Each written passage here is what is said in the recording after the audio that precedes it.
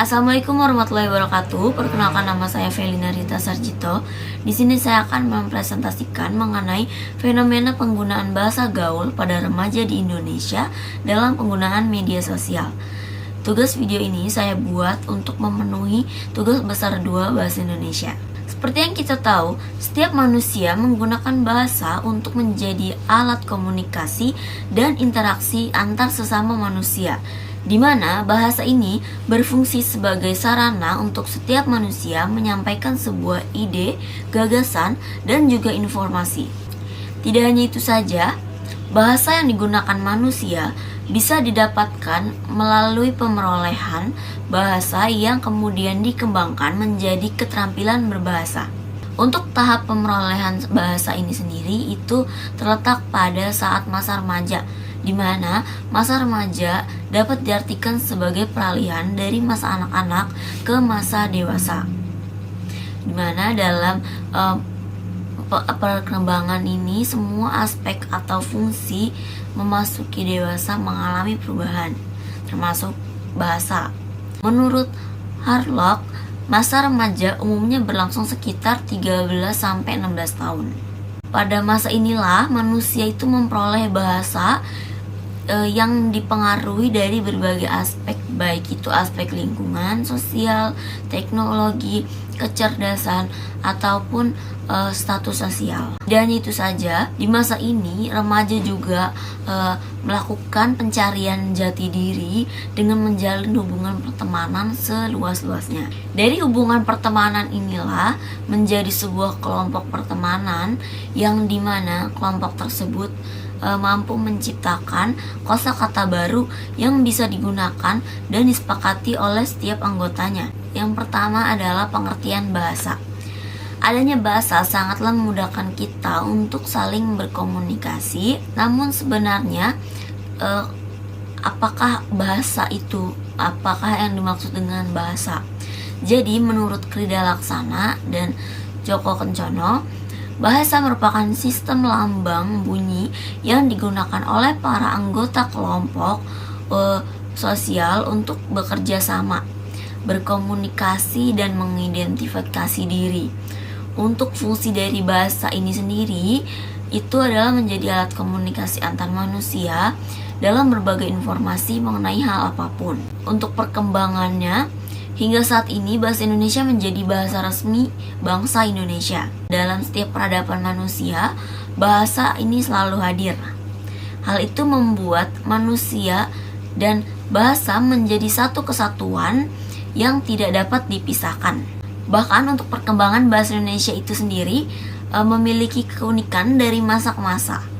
Hingga saat ini banyak sekali kosakata asing yang kerap diserap ke dalam bahasa Indonesia yang dengan tujuan untuk memperkaya perbendaharaan dan varietas bahasa Indonesia. Untuk fungsi dari bahasa Indonesia sendiri itu ada 4. Yang pertama itu sebagai lambang kebangsaan Indonesia. Yang kedua sebagai lambang identitas nasional. Yang ketiga sebagai alat penghubung antar warga, antar daerah, antar budaya. Yang keempat sebagai alat pemersatu kebudayaan dan bahasa.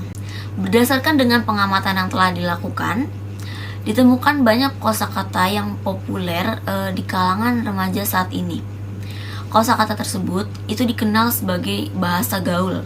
Bahasa gaul ada dan terbagi ke dalam beberapa macam, yaitu singkatan, penggalan, akronim, kontraksi kata, dan lambang huruf. Hasil dari pengamatan menunjukkan bahwa kosakata yang digunakan oleh remaja sekarang ini terdiri dari akronim dan juga penggalan. Dari lima macam bahasa gaul, di sini saya akan menjelaskan mengenai akronim dan penggalan kata yang sering banget diucapin sama anak-anak remaja saat ini. Akronim menurut Krida Laksana adalah proses pemendekan kata yang menggabungkan antara huruf, suku kata, atau bagian yang ditulis dan dilafalkan sebagai sebuah kata yang sedikit banyak memenuhi kaidah fonotaktik Indonesia. Lalu masuk ke pemenggalan. Pemenggalan adalah proses penanggalan bagian-bagian leksema atau gabungan leksem sehingga menjadi sebuah bentuk singkat, tapi makna dari kata tersebut sama dengan makna bentuk utuhnya. Ini adalah masing-masing contoh dari akronim dan penanggalan.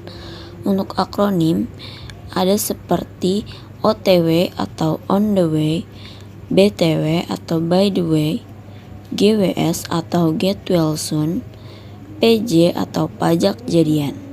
Sedangkan untuk contoh dari pemenggalan adalah mager atau malas gerak, salting, salah tingkah, gamon, gagal move on, dan GC, gerak cepat.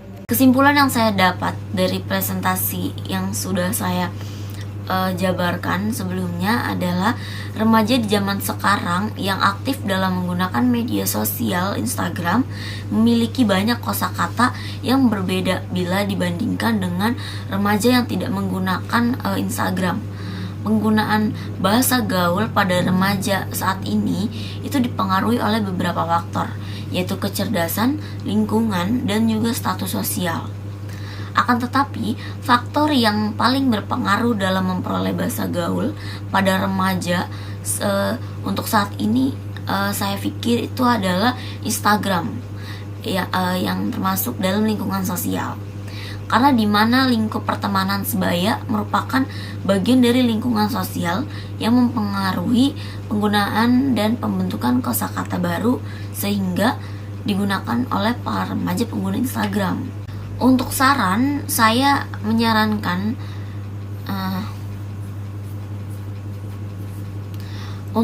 menurut saya kemajuan ilmu pengetahuan dan teknologi memang menyebabkan pesatnya penggunaan media sosial. Bahkan media sosial yang saat ini banyak diminati atau banyak digunakan oleh kalangan remaja itu adalah Instagram. Penggunaan media sosial Instagram itu didominasi oleh remaja sehingga sangat mempengaruhi pemerolehan bahasa pada remaja tersebut. Dengan adanya pemerolehan bahasa gaul ini sebenarnya bisa menyebabkan dampak yang baik maupun dampak yang buruk. Jadi untuk dapat menghindari ada baiknya peran orang tua juga dibutuhkan. Jadi kita bisa terhindar dari dampak negatifnya. Sekian presentasi dari saya. Terima kasih. Assalamualaikum warahmatullahi wabarakatuh.